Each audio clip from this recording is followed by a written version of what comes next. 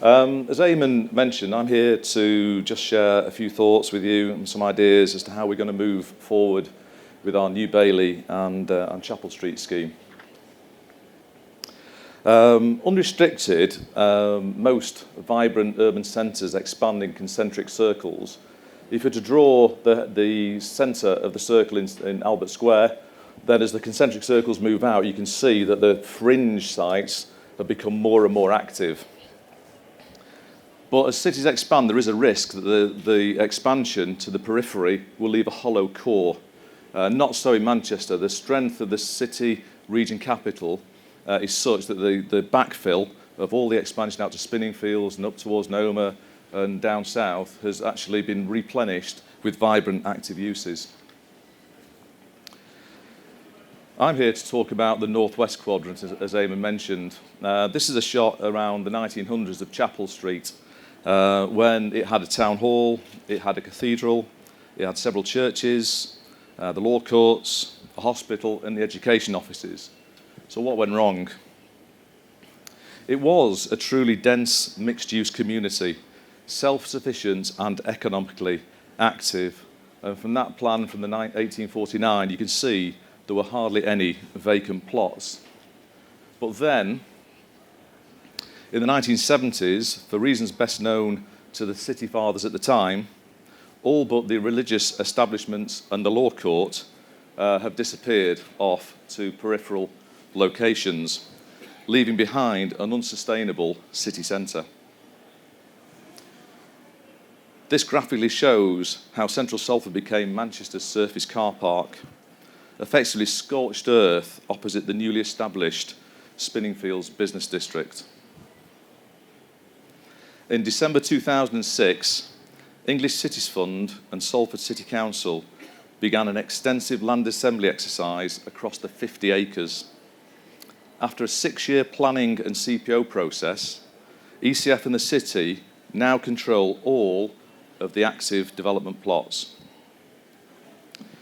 And this is the master plan, which will eventually link Salford University in the northwest to Spinningfields in the southeast. However, to build market confidence, we had to invest in lots of upfront infrastructure, most of which is now complete, as you can see highlighted red. And here's one example of our early intervention with the £10 million upgrade of Chapel Street. So what have we done since the CPO was confirmed only 3 years ago? Well, we've created a 143-bed hotel on the south-facing side of the river, which was let to Premier Inn and sold to LaSalle Investment Management. We've developed a 660-space multi-storey car park, which has been let to NCP and sold to Legal & General. And this has direct access to the inner ring road.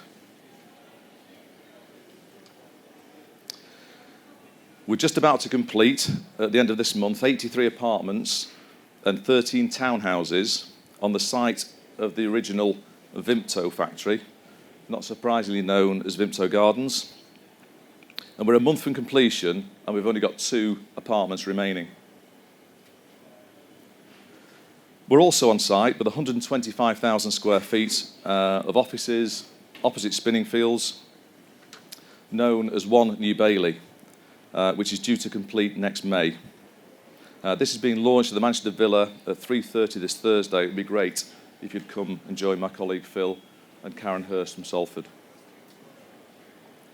What a few of you might not know is that terms have now been agreed with a UK institution for a 90-unit bespoke PRS block, again on the south-facing side of the River Irwell, and that's due to start on site this September.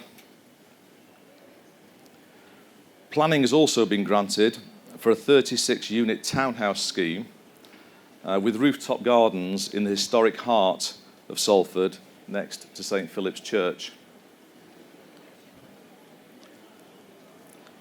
Back to the New Bailey area, as I say, Phil will announce on Thursday that we've got 2 signature architects have been chosen and appointed for the next phases following our recent acquisition of the City Wharf building. So in summary, as you can see, we're well on the way to create a truly sustainable, genuinely mixed-use extension to the regional centre. I'd like to thank you very much for listening.